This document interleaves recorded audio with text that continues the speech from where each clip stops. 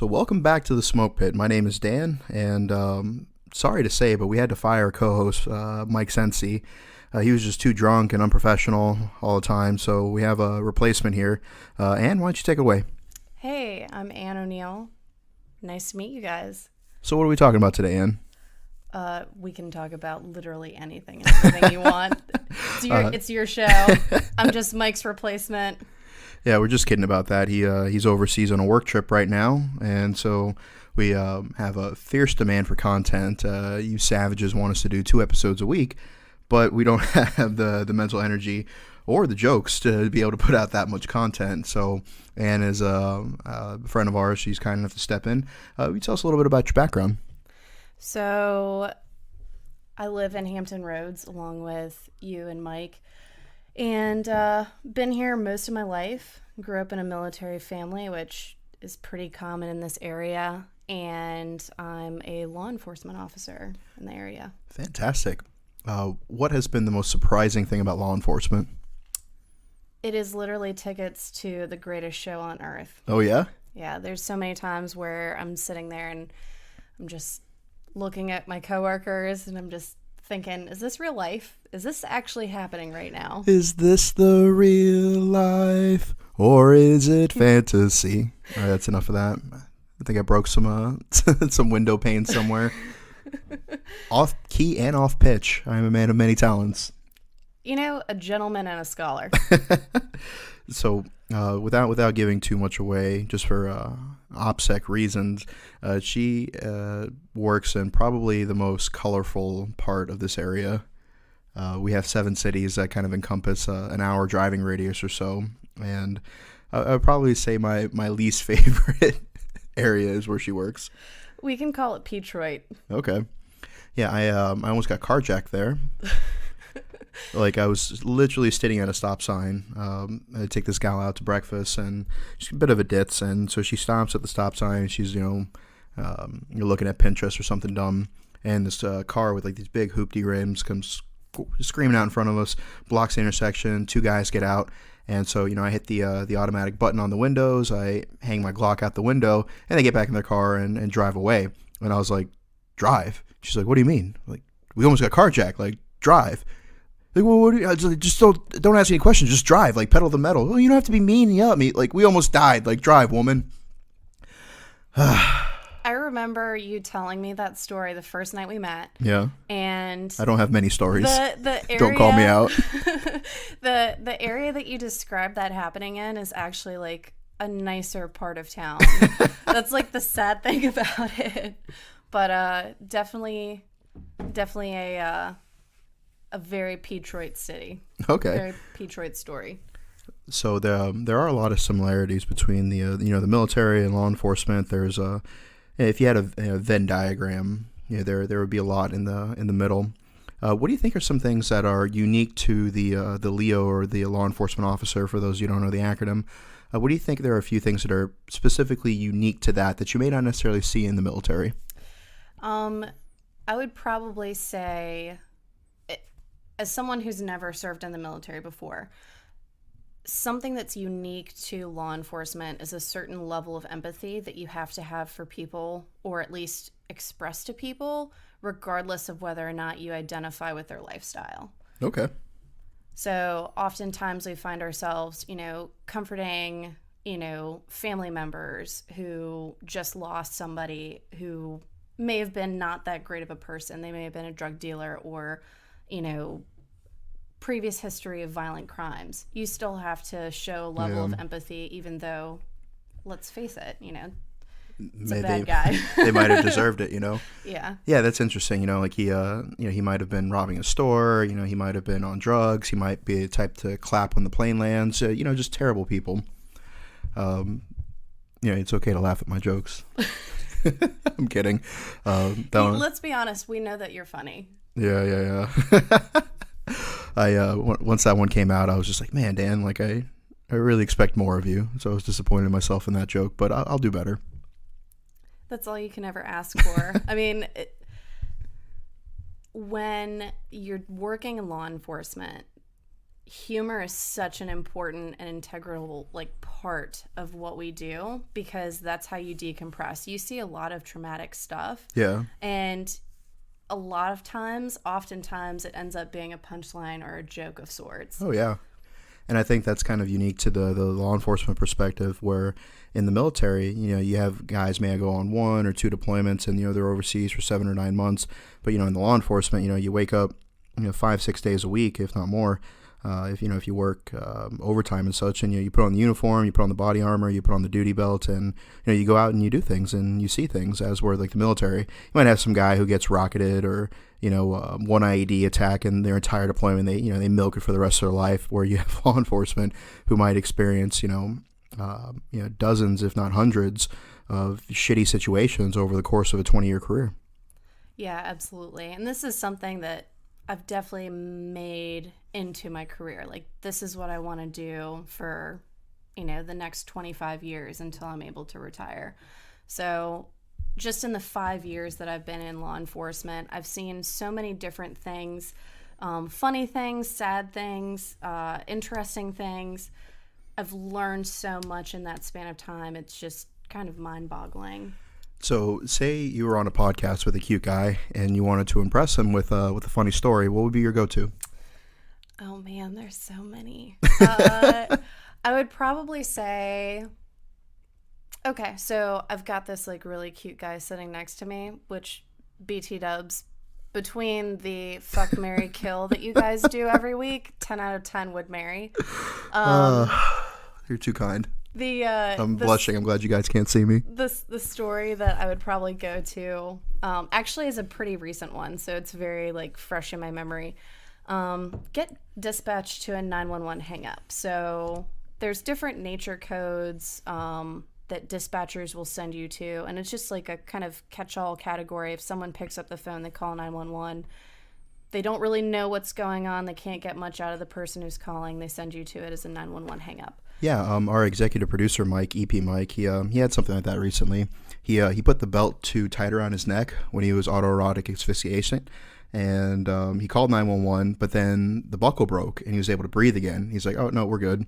So you can imagine my embarrassment when I thought it was going to be Jimmy John's at the door, and it was paramedics, law enforcement, and I got, EP Mike still upside down in his gravity boots, massive dong hanging out, and it was just a very embarrassing situation. Massive? Yeah. Is that your opinion or everyone's opinion? I think the Hubble telescope verified it.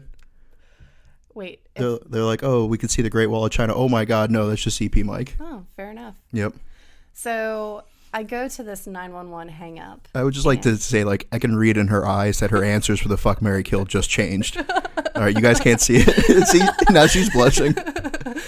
Yeah. Bright red. Thank God there's no video or cameras at all today. Yeah, but you're kind of fair skinned, so I think 3 ultraviolet beams, and you'd probably have a sunburn anyways. Oh, for sure, definitely. I'm beyond the pale. I spent most of my career so far on midnights, so. But not as pale as co-host Mike. This is true. Yeah, but he's a solid ivory. Yeah, I'm definitely a night walker though, for sure. So we go to this 911 hang up, and there's this lady, and she's in front of this like little corner store, like mini mart in the city, and she's got a cut on like above her brow, and her face is swollen, and I'm like, what happened? So she goes through this story, and she tells me that she goes to this house that's a known trap house. And for our listeners, can you explain what a trap house is? So a trap house is basically it's a shell of a house. People don't really live there. They just buy drugs or do drugs in the house. Okay, because I thought it was a place with like really good music. So when I accepted an invitation to a trap house for later this evening, I feel like I've been bamboozled. Just make sure you do lots of crack. Okay. Yeah. That's the key? Yes, that is the key, and you will enjoy your time in the trap house for sure. Yeah, or the county lockup. Wouldn't that be embarrassing though? Like you get dispatched to a call and it's like me just zooted out. Like, really, Dan? Like, really? I mean, but like with those baby blues, at least you'd have a decent mugshot. Yeah, unless you like pepper sprayed me. I mean, I reserve that for special people. Because trust me, as being as fair-skinned as I am, that stuff's just as spicy for me, and you always end up getting it on you when you're spraying somebody. It's not a good time. Title of my sex tape. Gift that keeps on giving. Another title for your sex tape. Oh, Lord. So, talking to this woman, and she says that she went to this trap house to buy crack. And she freely admitted that. Yes. She didn't say bubble gum or hot dogs. No. She definitely said, I went to go to this house to buy crack, and I don't know the drug dealers who sell from the house, so I use this middleman who does buy from this house. Okay. So this middleman brings her the drugs. It was like $10 crack rock. So is that a lot or a little? So if you think about it, a gram is probably worth about $100 street value. Okay. So it's a tenth of a gram. And so is that like enough to get like an average person fucked up, or is it like $10 crack rock, and is that like not enough to get a crackhead fucked up, but enough to like, blow my mind? It's enough to make you want to break into a house and steal its copper. Oh wow. Yeah. That seems like for $10. Yes, $10. Gosh, you go to the local bar and buy a cocktail for $10, and all that does is make you have to pee. Yeah, lots of bang for your buck. Also, lots of missing teeth. You're gonna start losing teeth. There it is. Yeah. I was about to say, like, you kind of making this appealing. There's kind of a hang up to doing crack. And I'm sure there are several. Filled with poor life choices. Like admitting you went to a trap house to buy crack to a police officer. Probably not the first time in her life she said that. Probably not the last either. But the best part about this story is not the fact that she's telling me that she went to go buy crack, because, when you arrest people, you interview them and you talk to them and you try to develop a dialogue, figure out, why they do what they do, things like that, just so you can be a better police officer. Okay. Especially as far as investigations go. Yeah, like learning like street lingo and like who the players are and yes. stuff like that. Yeah. Absolutely. So talking with this woman, she tells me that she confronted the dealer because she said that the crack that he gave her was fake. And fake crack. And who would fake a $10 crack rock? Like, that just seems like more effort than it's worth. Especially with like all the torn off baggies. Like, I can tell you right now, the whole process of making crack, cooking it, packaging, distributing, weighing it out, all of the different components used in distribution of crack, like, it's so not worth the money. I don't even understand why. Yeah, and then if you piss your customer off, like, you literally have a crackhead who's going to come break into your home. Like, and steal your copper. Which we don't have a lot of copper in here, so. Yeah. So. Past the diamonds and the electronics, went straight for the copper. Well, I mean, copper's probably worth more than a TV, let's be honest. Yeah, that's fair. We get about 3 to 5 cents a pound for regular scrap metal, like with appliances and stuff, at the place here, and you get a little bit more than that for copper. So I mean, depending on the volume that you take, like, you might be able to buy several crack rocks with that. Oh yeah, for sure, definitely. And I think that this lady is all about. She's on that train. She definitely wants to buy all of the crack. Not just some of it. All of the crack. All of the crack. Dave Chappelle level crack. Yes. Just wants one giant volleyball-sized crack rock. Yes, absolutely. I think she would probably die of happiness if she saw before she even smoked it. Yeah, she would just, collapse and just complete euphoria at seeing a volleyball size. So I think that's what we do. We solve the drug problem. We get a lot of white out, paint a volleyball so it looks like a crack rock, which I'm assuming that's what it was. I've never seen one. And is there a statute limitation on things that you can admit, or no? We'll just skip by that. Ignore me. And so you show this volleyball, paints look like a crack rock to crackhead. They drop dead. You're like, boom, one less crackhead. Moving on. I mean, just the thing is when one is gone, 10 more come in its place. Oh wow, it sounds like a zombie apocalypse. Pretty much. Detroit is very much so a city of zombies. Walking Dead. So she admits that she wasn't happy with the quality of the product that she purchased. Yes. So I am sitting there talking to her that, hey, we don't know the person who assaulted her. She provided his street name, his alias. Yeah, which I'm sure you can't say. Right. But so can we refer to him as EP Mike? We can refer to him as EP Mike. All right, so EP Mike sold her very bad crack cocaine. So EP Mike sells her like fake crack. Okay. So She not bad, gets like low quality, just like fake. impostination. No, that's Yes. not a word. It can be today. We're talking about crackheads. Like, we Yeah, can I'm not the totally subject make matter expert. impersonation a word. So, Impersonation and imposter. I try to combine those two. I do it once an episode if you haven't been listening, so fuck off. just deal with it.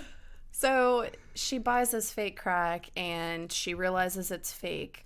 And the best part about this entire encounter, she didn't want me to take a report for the assault. You know, of course, I call medics to assess her medically, make sure that she's okay. She denies any sort of medical attention. And What you do is kind of like cover your bases, you know? yeah, absolutely. Because the last thing you want is to like have someone who's been assaulted and then they say that you didn't do anything to help them, you know, with their injuries. And you get so many calls that I think it's unfair that like when you have to go to trial, that you know like they'll pull you guys up on the stand and be like, you know, on this day at 0:30, 4 months ago, did you or did you not do this? And you're like, may I please refer to my report? Because like I don't remember shit. It all bleeds together. At least that's the way it was for like when we were doing detaining ops in Iraq.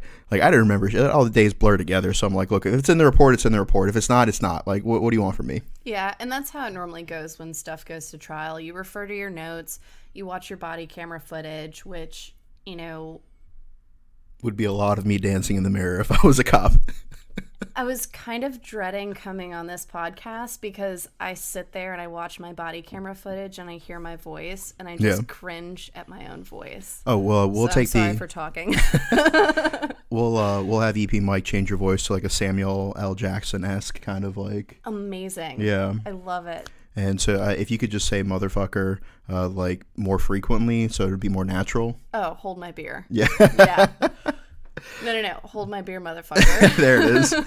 So she denies medical attention. She denies medical I'm sorry, I keep attention. interrupting your conversation by being charming and hilarious, but please continue. I mean, you're the reason why women want to marry you. Oof, Like, oof. I can't blame them, and I can't hold you back from being the Dan that you are. You know, I'm a peacock. You gotta let me fly. Yep. Which they don't really fly. Hey, the one that attacked me in Spain flew just fine. Okay, I don't know if it was more of a controlled glide in its crane kick that it delivered upon me, but it seemed like it was flying. If any listeners have video footage of that, You please better DM fucking me. keep it to yourself if you know what's good for you. The WikiLeaks thing out there. But no, that son of a bitch just got arrested. Fuck him. Yeah, He probably has the footage. had it coming. Yeah, definitely. More ways than one. So this woman declines any sort of medical attention, and I'm explaining to her, like, you know, look, the only thing I can do is take a report if you find out this person's real name, like their government name, as they call it, Yeah. on the streets. You know, you can call records and update the report, and you can take out a warrant for assault. Because what happened was when she confronted the drug dealer, he EP proceeded Mike? to EP Mike proceeded to beat her ass. Like, fuck you, EP Mike. How are you gonna sit there and beat this lady's ass after selling her fake drugs? After selling her fake crack. So the cherry on top. Well, there's actually two cherry on tops on this Just the way I sundae. like it. The first one is that she didn't even want me to do a report for the assault. She didn't care that she was assaulted by a drug dealer, EP Mike. I'm looking at you. Who sold Allegedly. who sold her fake drugs. She wanted me to go to EP Mike and get her $10 back. Like, hey, I used this money to go buy drugs, and I'm going to use it to go buy more drugs. May I please have it back? Me, can you go get my money back? So you're not going to spend this on drugs, are you? No. Yeah. No. She told me straight up. I was like, well, say I go to this house, you know, in Detroit, and I get your money back, and I give it to you. What are you going to spend it on? And she was like, I'm going to go find another dealer. Like, okay. She was persistent and very adamant about wanting to smoke crack.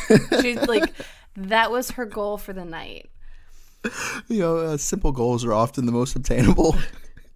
Sadly, in this story, the second cherry on top was she had a warrant. So No. And she called the cops? She called the cops. With a warrant on herself Yeah. to confess about doing drugs. Yeah. Or attempting to purchase drugs. She had an outstanding warrant from another jurisdiction in the area. And so not only did she buy fake drugs, she got her ass beat. And then she had to go to jail. Hell of a night. So obviously, of course, even though she doesn't want me to do a assault report, I have to CYA and do the report anyway. You know, in the event that something comes down, because you never know, might as well have the documentation for it. So yeah, I do cover the your report. bases. And sometimes in lineup, especially on midnights, we like to do word of the day. So word of the day is, one example is vestibule, which is like, that sounds like a word I would have made up. you know, you can claim it. So like, for example, one night the sergeant says, okay, word of the day is vestibule. So your goal is to incorporate it on the radio or in a report. Nice. So In real Super Troopers kind of stuff. exactly, you know, like Echo Vestibule Mike 4732 on a red Ford Explorer, one occupant, you know, if you're calling out a traffic stop. Oh my God. Yeah, so you got to have a little bit of fun, especially if you're working in a high stress environment, you know, running call to call, you know, especially in Detroit. You know, one of the nicknames is Pistol City. Yeah. You know, there's a lot of gun violence in that city, so. Oh yeah, there was another time I was just minding my business at a red light and somebody started shooting at me. Jesus, you didn't tell me that story. No, that was probably, I think when I first moved to the area like 5 or 6 years ago, I was going out to pick up one of my staff sergeants because he and I were going to drive up to D.C. to the weekend because we both had business up there and we were going to carpool. And so he's like, hey, you know, it was either his dog or his kid, but one of the two shit on the floor and he had to clean it, which if you're a parent or you're a pet owner, you know, it legitimately could have been either. Mm-hmm. But I am unencumbered because I like to travel too much. So the only person who shits on my floor is EP Mike. And thank you, EP Mike. Yep.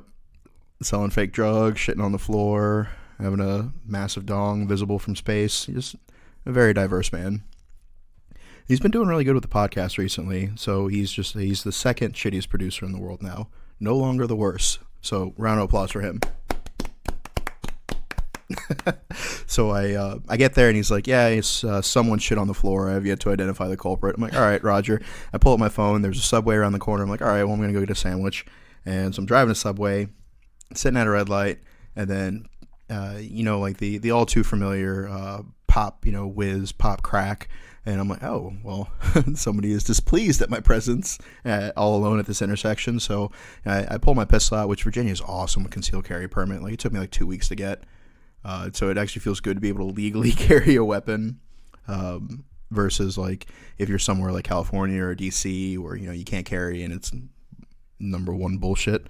But fuck California. Yeah, right. Especially the alimony laws.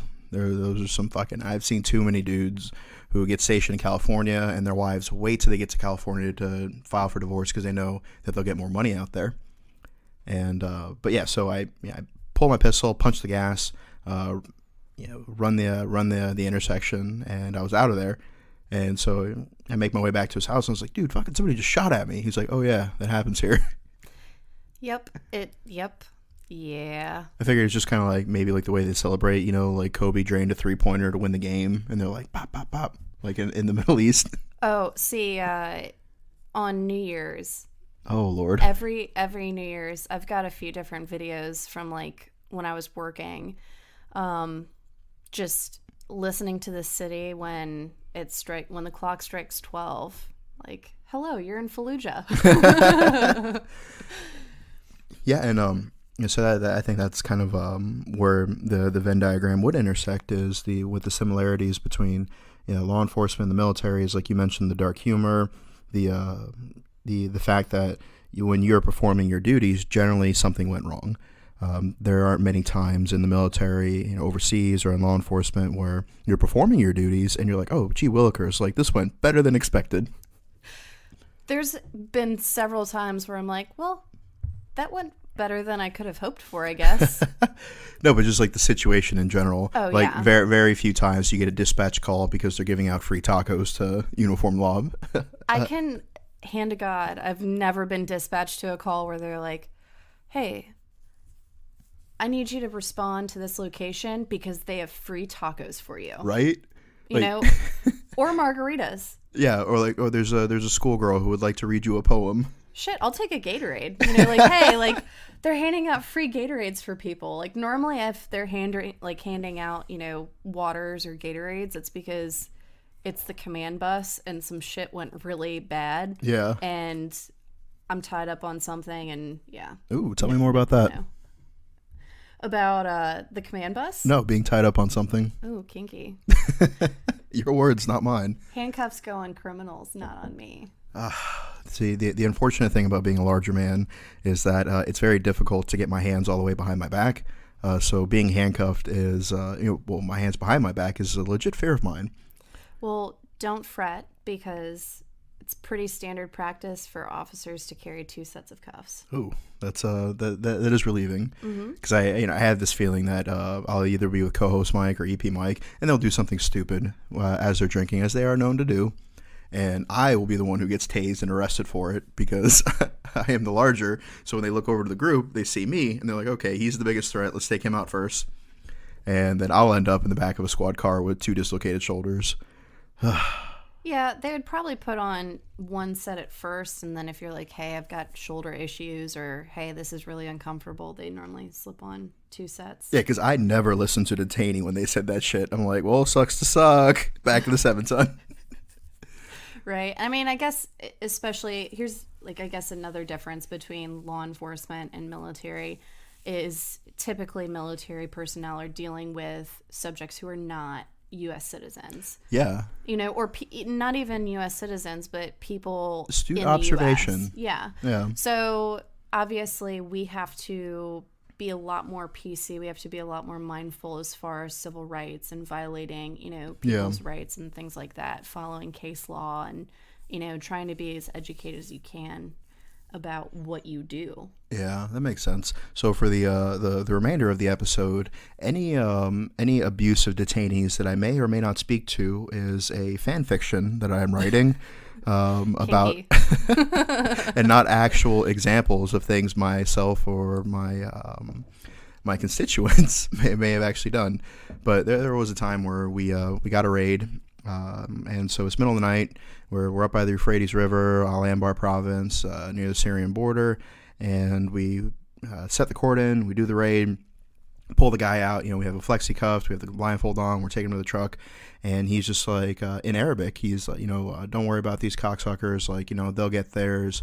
I won't even make it to the base. Like, my brothers are gonna get me. And he's yelling this to his family, like his reassurance, like because his mom and his sisters and little brother are all crying and screaming and pleading and all that stuff. And one of our Marines was Egyptian. He spoke fluent Arabic, and so he was like, "Oh, really, motherfucker." Let's just say by the time that dude got back to base, he had a bit of an attitude adjustment. Yeah. Allegedly. I mean, that's typically the effect OC has on people, or taser, or ASP, just based on my experience. Oh man, I wasn't expecting the P at the end of that word. Oh, ASP, yeah. Yeah, because I feel like, man, you really need to fix your attitude. What do you want? Do you want the taser? Do you want the pepper spray? Or do you want some ass? I'd be like, can I have the latter, please? Like, I'm feeling compliant. Throw that ass in a circle, girl. Yeah. Yeah. Yeah, and that awkward moment when it's my very large Mexican male coworker who's covered in tattoos and probably 240 pounds, throwing his ass in a circle. Nice. No bueno. Fantastic. Yeah.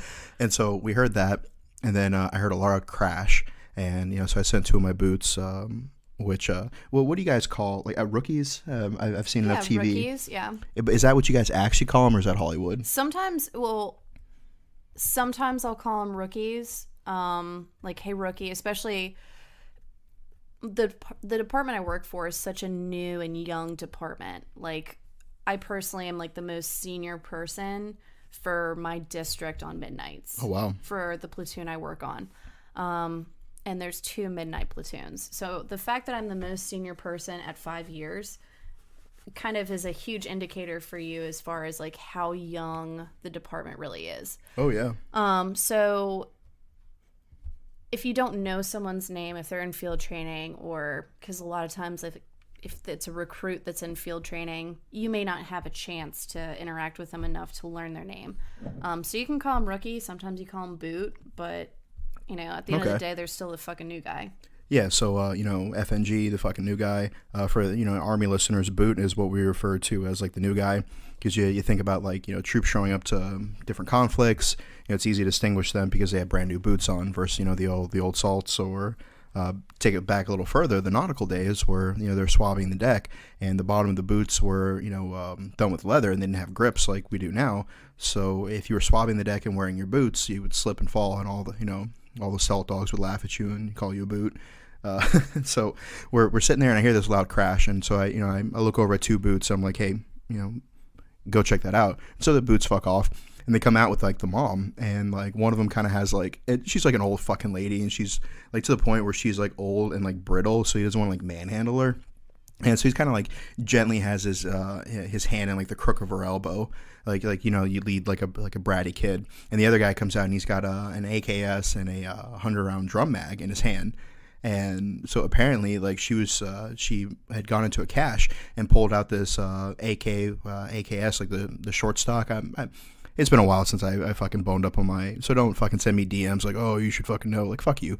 The short stock AK with a 100-round drum, and she was gonna put that fucking drum in and come and smoke all of us, not just some of us, all of us. Like, she had enough rounds for me and my friends. Grandma don't give a shit. No, not at all. But, you know, she's old and she has brittle hands, so she was trying to load this very heavy drum mag. You know, it fell out of her hand and broke a glass table.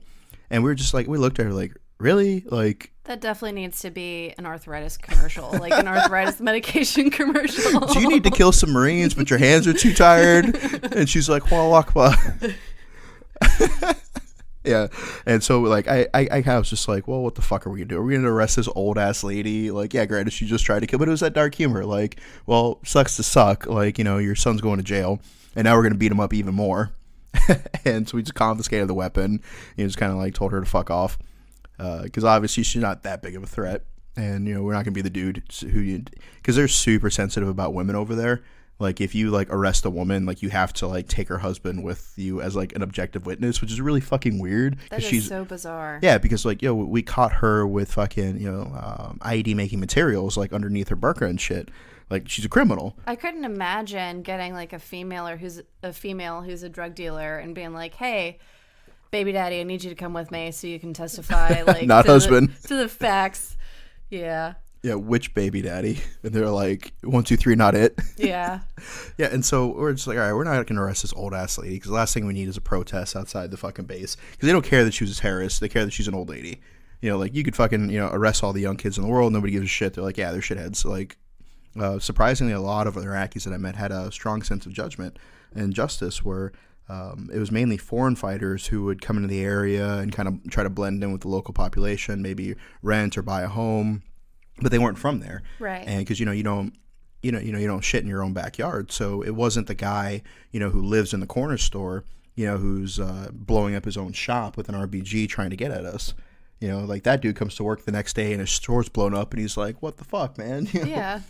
And so I think in that aspect, you try to have regards for the locals, because those are the kind of people that will give you intelligence. They'll be like, oh hey, like watch out for that guy, like he just moved here and nobody knows him, and like, all right, cool. So we go search his compound, we find weapons caches. You're like, all right, like good deal, like fist bump, like here's some American cigarettes or some Pepsi or whatever they like. That's kind of like the difference between being in the military and being in law enforcement. Oftentimes, most of the culture, and I have to constantly remember that 99% of the people that are out there in the world are not bad. They are not bad people. They may have some negative qualities, but as do we all. Ultimately they're good people. Yeah. I just happen to encounter the 1% that are either in crisis, they're in an emergency, or, they're just a really bad person. They're breaking the law, they're doing robberies, violent crimes, they're beating their wife or their girlfriend, whatever the case may be. But the cultural difference between the people that live in the communities that I work in is I've literally stood over someone who was dying. And I said, "Who shot you? You're dying." "I no snitch." And then he proceeded to gurgle, gurgle, gurgle. And that was, his dying declaration. But that's the huge cultural difference is you have someone who has been the victim of a violent crime. They end up succumbing to their injuries and they die from those.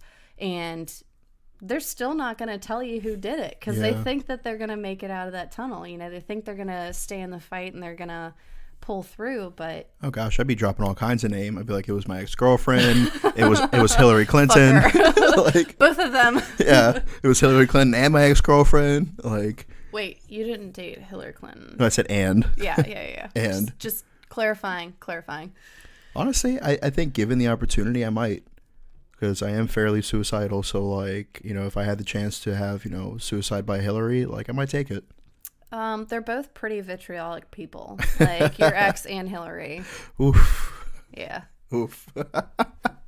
Yeah. So, if there was any sort of misconception or any sort of false notions about what it's like to be a law enforcement officer that you wanted to be able to speak to, like, what would you tell people?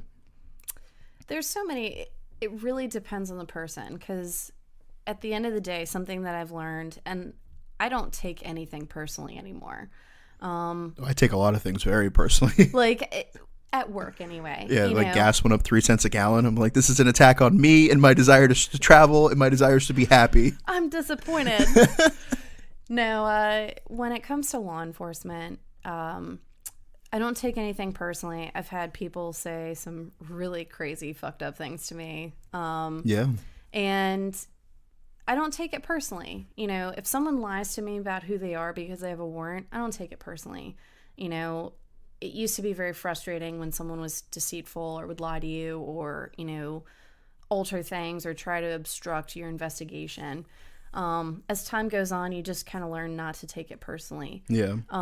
But if there's one truth that I've learned in my 5 years is that perception is reality. The perception of the people that I encounter from day to day is if I'm a bad guy to them in their eyes because of my uniform, because of what I do, because of what I stand for, I'm a bad guy to them. Yeah. There's no changing their perception. And I can sit there and, be cool with them. And, a lot of times, especially if you're dealing with like a group of people, someone will pipe up because they're trying to flex for their friends. They're trying to show like, fuck the police, And oftentimes, if you sit there and you're like, look, man, I'm not trying to carry you. I'm not trying to disrespect you in front of your friends. If you have that honest conversation with them, like, look, I'm just doing my job, they tend to understand. But at the same token, a lot of times they would much rather handle their business on the street. Yeah. They don't want us involved. Yeah, so if like EP Mike sells you fake crack, it would be easier to get your homies together and go ride on his podcast versus filing a report like a nerd. Yeah. Like, what a nerd. Who calls the police when they've got a warrant? Yeah, and EP Mike sells a lot of fake crack, so, there'd be a lot of nerds if that was the case, but there aren't. Yeah, good thing, like, keeping it real. Only have a few buddies who work in this city. So, EP Mike, you may be getting a knock on your door. Just don't mind the light and sound device. I mean, I'm sorry, for the military folks, sorry, that's a very... federal court testimony phrase for flashbangs. Yeah, I was about to say. Yeah. Or as I call them, a Tuesday night. Yeah. Yes. I typically reserve them for Sundays. Ooh. Yeah. The Lord's Day. The Lord's Day. The Lord said, let there be light. Steering away for that before I end up in hell. Okay. Oh, it's okay. I'm riding shotgun. Ooh, man, maybe we can correct that destination. I hear Fiji's nice this time of year. Yeah, and I'm so fair skinned, like I couldn't imagine. I hear Aspen is nice this time of year. That like hell, the climate in hell just doesn't really agree with me. Although I did live in Texas for a short while, so I guess I'd be all right. Yeah, and it's starting to get fucking muggy here in Virginia. Oh my god, yeah, so bad. Yeah, I was so, sweating like a gypsy with a mortgage on the way over here. Oh my god. EP Mike, have I told gypsy stories on the podcast, or has that just been in private conversation? About second? Gypsy stories. Have I told them on the podcast? Yeah. Okay. Because I've had encounters with gypsies overseas, and let me tell you, not pleasant people. At least the ones I encountered overseas. Please don't hex me. Wait until you tell them they have a mortgage. A mortgage on what? The wagon? Well, that's the thing. That's the whole joke is a gypsy's sweating because they have a mortgage. They're like, fuck, I've got to pay this for the next 30 years. And stay in one place? Stay in one place. Number one bullshit. Sometimes I feel like a gypsy because I think this is the longest time that I've ever lived in one area. My entire life. I've been here for this 2012, so 7 years. Is it your choice? Like, would you want to stay in this area? Or most certainly. Yeah. So, I 4 of those years was in the military, so I didn't really have a choice. But, I went overseas quite a bit for work and recreation, and then I've been overseas quite a bit in my civilian life.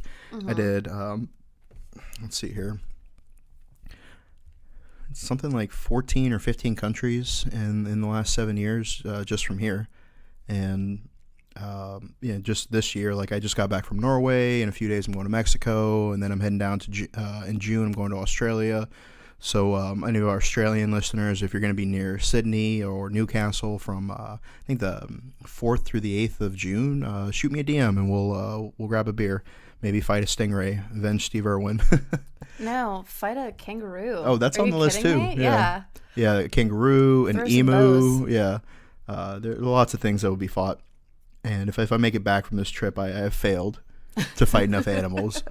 But yeah, I do like this area. It's super cool because like Norfolk gets a bad rap from the military because generally like you have a bunch of dumb fucking E2s who, they live on the ship, so they give them housing allowance to go live out in town, but they're an E2, so they can't afford much. So they get an apartment in the fucking shitty neighborhood, and then all they do is drink beer and complain about how fucking shitty the area is. Well, Travel and Leisure rated Norfolk the America's favorite city. I think USA Today rated Norfolk like the 5th most romantic city in the country. Like Norfolk's a dope city, especially the downtown area. Chesapeake is super cool because I got like cow pastures like 10 minutes south of where I live. I've got chickens. Yeah. And bees. Bees. Yeah. Literally saving the world. My roommate is a beekeeper. Nice. In his spare time when he's not out saving the world. Nice. And then you got Virginia Beach, the ocean front, like 20 minutes away. Like I really like this area.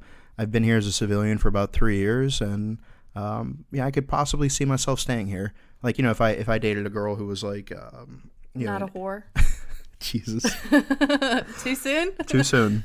And not like emotionally though. It's just like, but just like say like if I dated a girl who was in the military or in medical or law enforcement, and then they either got orders or they got an offer to go to a different department, I wouldn't mind moving if it was like to support a family or whatever. But yeah, I think I could probably see myself staying here at least until co-host Mike and EP Mike move. Then I might start seeking higher ground. But yeah, so I really like the area. I'd probably stay for a while. Might move if that's what the situation called for. But I've been in so many I've been over like 250, 260 some odd cities across the world because I log things in TripAdvisor. Right. Like give reviews. Like Mike's Taco Stand was amazing. Maria's Tacos, not so great. Paris, Tennessee was the asshole of Tennessee. Paris, Texas, asshole of Texas. You're not wrong. Paris, France, asshole of Europe. No, there was a couple cool places. The Eiffel Tower was dope.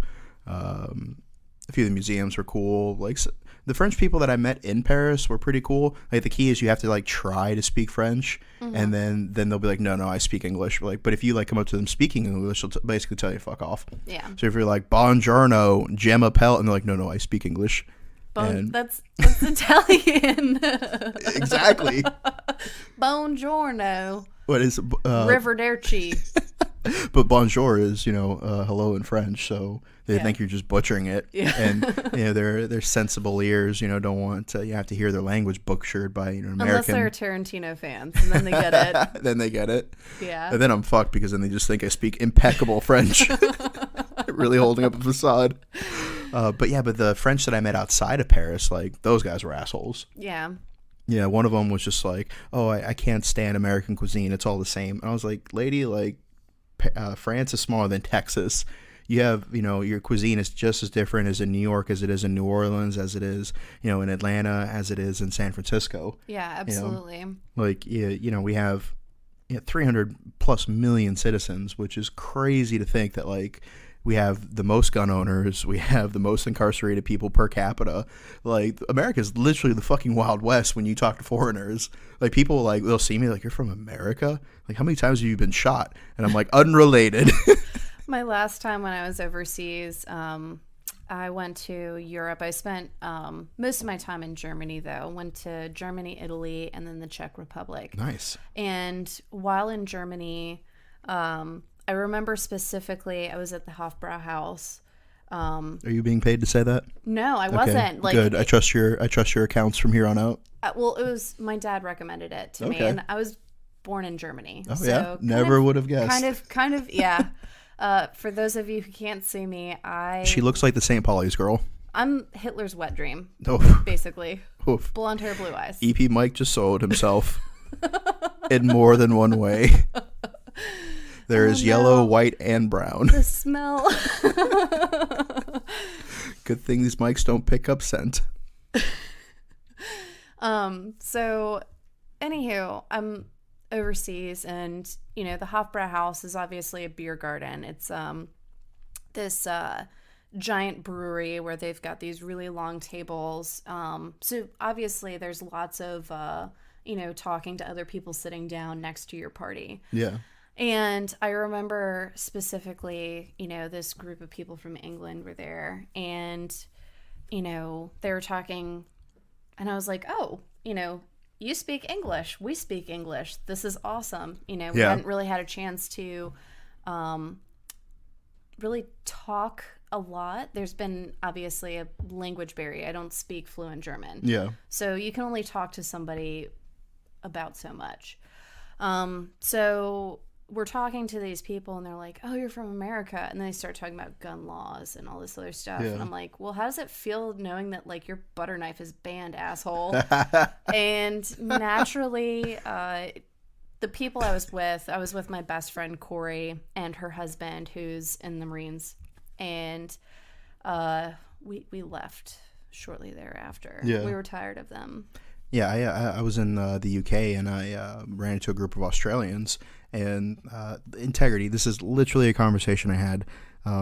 She was like, what possible reason, would you need to carry a gun? And I was like, well, you're a small woman. What if, somebody tried to take advantage of you and you couldn't fend them off? Wouldn't it be prudent to possibly have something to protect yourself with? And I shit you not, and that's why, white people are serious when they say I shit you not. This is what she said to me. She said, I can always get medication and therapy, but you can never give back that man's life. Really? And the Texan in me fucking lost it.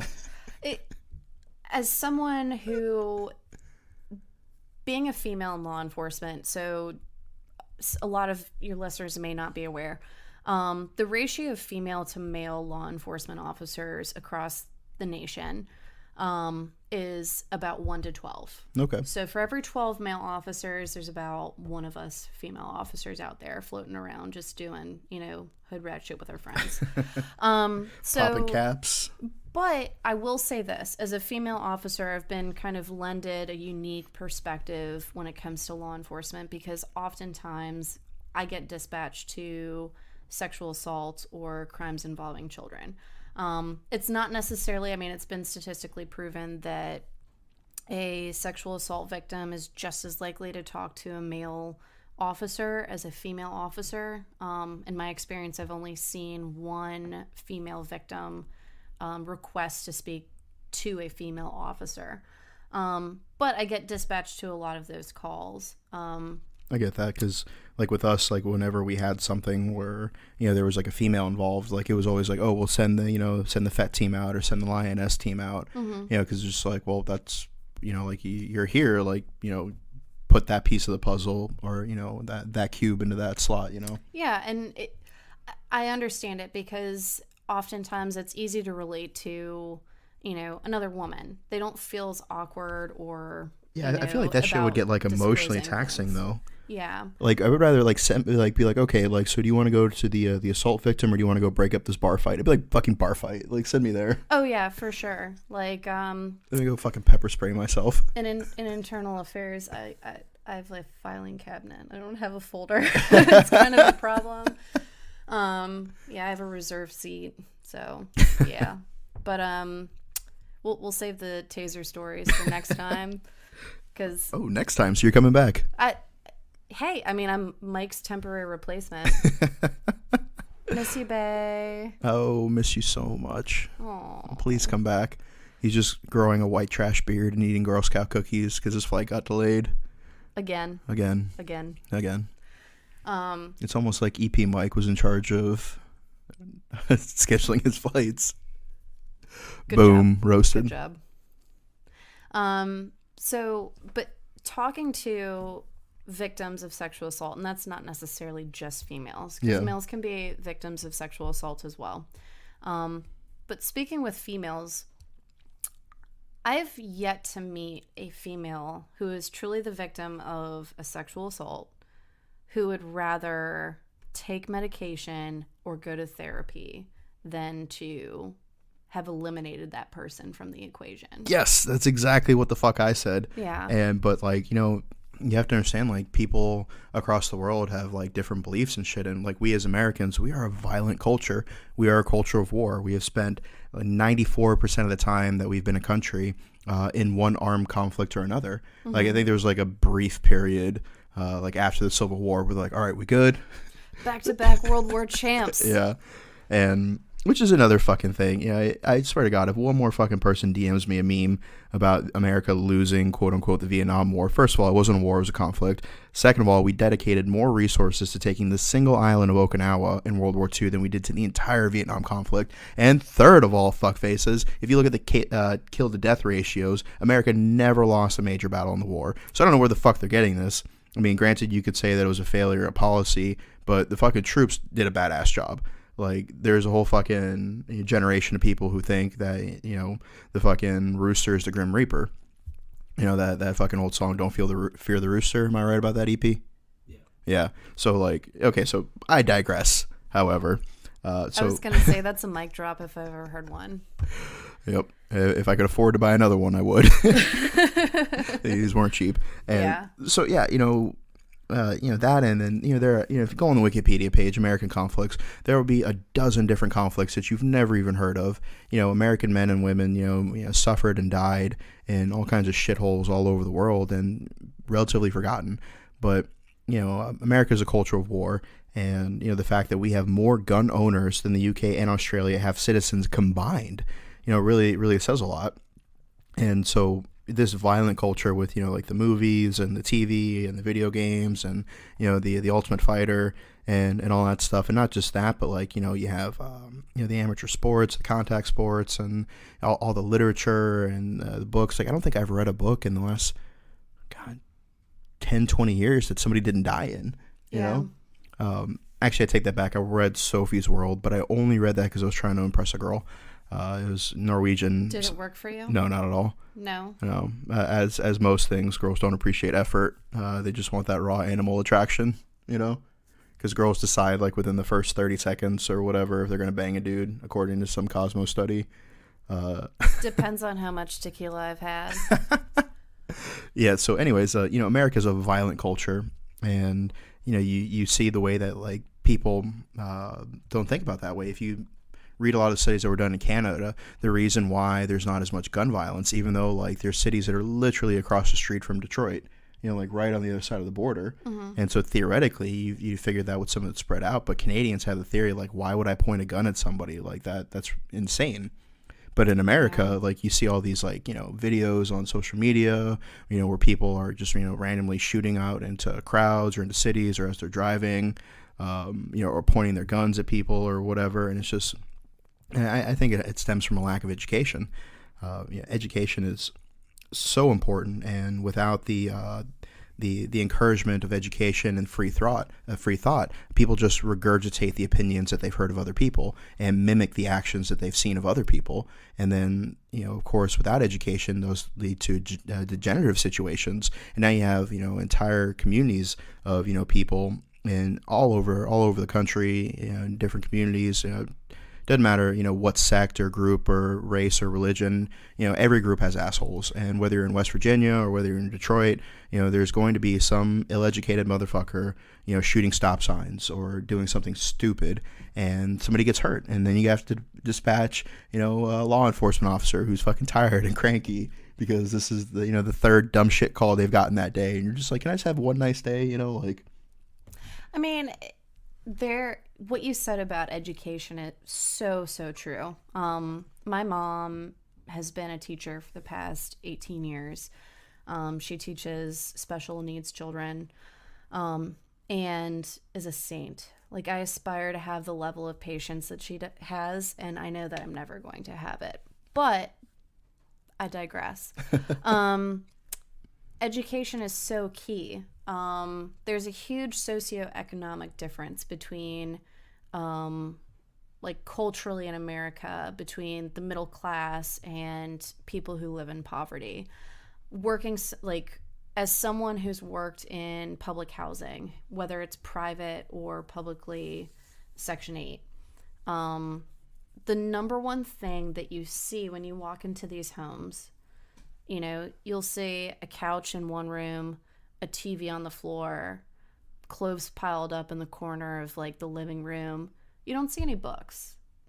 You don't see people sitting there reading to their children. You'll see a mom who has multiple kids, whether it's by different fathers, is besides the point.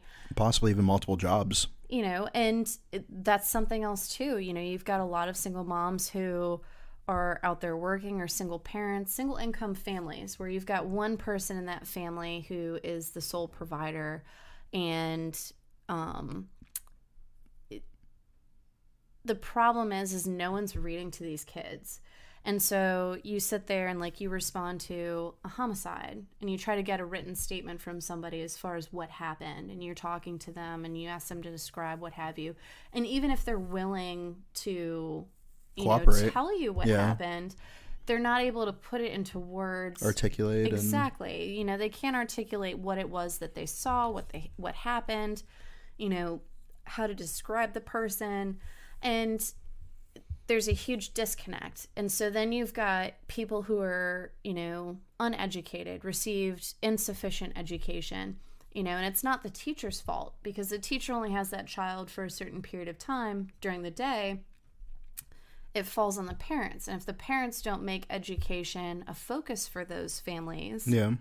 And also the individual. Right. There's enough blame and accountability to go around. There are people who, despite all their advantages and all the things that were given them into the world, are going to be assholes. They're going to take it for granted. They're not going to work hard. All the gifts that they were given, all the opportunities they were afforded, and they're gonna fail. But then you have people, who were in situations like myself. Like I came from a house where my biological mother had declared bankruptcy. I've had several last names. I spent time in battered children's shelter, living in the streets. Like, I had absolutely nothing going for me. And fast forward 15 years later, business owner, doing the social media, I have a fair amount of stuff going for me. Mm-hmm. And I even feel like I'm not as far as I could have been, because I dedicated so much time to the Marine Corps. But even just in the 3 years that I've been out, I feel like I've accomplished a lot. And so you have somebody who was loving family, 2-parent home, 2-income home. They had the opportunity to go to college, everything afforded, mentors that could guide them and teach them and put them in the right direction. And they end up, dead in a bathroom stall with a needle in their arm. Yeah. And then, you have some, disenfranchised, child of immigrants such as myself, And I'm the first one to be born and raised in the U.S. in my family, and the continental U.S. And fast forward, now I'm contributing to the economy and putting veterans to work and doing stuff. So yeah, it does fall on the teachers, it does fall on the parents, but ultimately it falls on that individual. Like, this is a land of opportunity. How far do you want to go in life? If you're completely content with, a middle income life or a lower income life, and all you want to do is be happy and, and enjoy your TV shows, raise your kids, there's nothing fucking wrong with that. But, if you aspire to success, and we've said this before on the show, that success isn't defined by, accomplishments or money. It's defined by happiness. And I often feel that the more I am educated about a subject, the more confident I am going into it. And the more confident I am, the less stressed I am, the happier I am. Yeah, absolutely. So educating yourself on something. If you don't know something, fucking look it up. I Google 20 or 30 things a day, every day. And only like 4 of those are porn related. So I was going to say, like, I won't talk about how many things I Google or research during the day, because my roommate and I have a pact that if one of us dies, like, we're definitely deleting the other person's browser history and destroying any electronics, including external hard drives. It wasn't enough just that you have, because I have incognito mode permanently turned on my iPhone. So it's not just enough for that. Like, EP Mike, you better throw my phone in the fireplace and kill it with let fire. Kill it with fire. Yes. So wrapping up, do you have any final thoughts for our listeners? Only final thought that I have is if you ever want to do a ride along, feel free to reach out to your local law enforcement agency so you can educate yourself better about the field. Fantastic. And so signing off for myself, EP Mike, and please say a prayer for co-host Mike. He's not very religious, and so it'll probably just piss him off more than anything, which is a delight to my heart. But Love yeah, you, Mike. please pray for his safety, because I know he's going to be listening, probably while he's flexing in the mirror. And so if you have any ideas, any topics, we love the fan art that we get from you guys. We post it all on our Instagram. Send nudes. Yes, that too. Guy, girl, doesn't matter who you are, just send them. One of the 3 of us will jerk off to it. So Preferably women. Bye.